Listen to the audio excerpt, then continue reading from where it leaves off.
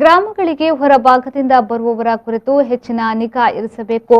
Covid ಸೋಂಕು ದೃಢಪಟ್ಟವರ ಪ್ರಾಥಮಿಕ ಹಾಗೂ ದ್ವಿತೀಯ ಸಂಪರ್ಕಿತರನ್ನ ಪತ್ತೆ ಹಚ್ಚಿ ಪರೀಕ್ಷೆಗೆ ಒಳಪಡಿಸಬೇಕು. ಜೊತೆಗೆ ಲಸಿಕೆ ಪಡೆಯಲು ಬಾಕಿ ಇದ್ದವರು ಹುಡುಕಿಕೊಂಡು ಲಭ್ಯವಿರುವ ಸರ್ಕಾರಿ ಆರೋಗ್ಯ ಕೇಂದ್ರಗಳಲ್ಲಿ ಲಸಿಕೆ ನೀಡುವಂತೆ ಬಂಟ್ವಾಳ ಶಾಸಕ ರಾಜೇಶ್ ನಾಯ್ಗುಳಿಪಾಡಿ ಅವರು ಗ್ರಾಮ ಪಂಚಾಯತ್ನ ಟಾಸ್ಕ್ ಫೋರ್ಸ್ ಸಮಿತಿಗೆ ಸೂಚನೆಯನ್ನ ನೀಡಿದರು.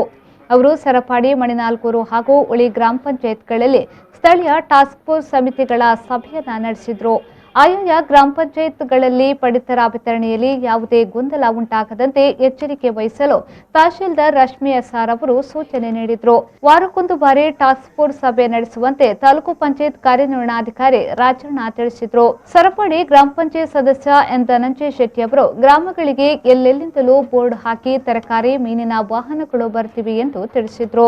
ಸದಸ್ಯ ಬಾಲಕೃಷ್ಣ ಪೂಜಾರಿ ಅವರು ಪಾಸಿಟಿವ್ ಬಂದವರು ಪ್ರಾಥಮಿಕ ಸಂಪರ್ಕಿತರು ತಿರುಗಾಡುತ್ತಿದ್ದಾರೆ ಎಂದು ಸಭೆಯ ಗಮನಕ್ಕೆ ತಂದರು. ಮಣಿನಾಲ್ಕೂರು ಗ್ರಾಮ ಪಂಚಾಯತ್ ಸದಸ್ಯ ಪುರುಷೋತ್ತಮ್ ಪೂಜಾರಿ ಅವರು ಅಂಗಡಿ ಮುಂಗಟ್ಟುಗಳ ಮುಂದೆ ಅನಗತ್ಯ ಜನ ಸೇರಿದಂತೆ ಕಟ್ಟುನಿಟ್ಟಿನ ಸೂಚನೆ ನೀಡಲು ತಿಳಿಸಿದರು. ಉಳಿ ಗ್ರಾಮ ಪಂಚಾಯತ್ ಸದಸ್ಯ ವಸಂತ್ ಅವರು ಕ್ವಾರಂಟೈನ್ ವ್ಯವಸ್ಥೆಯನ್ನ ಸಮರ್ಪಕಗೊಳಿಸಲು ಸಲಹೆಯನ್ನ ನೀಡಿದರು.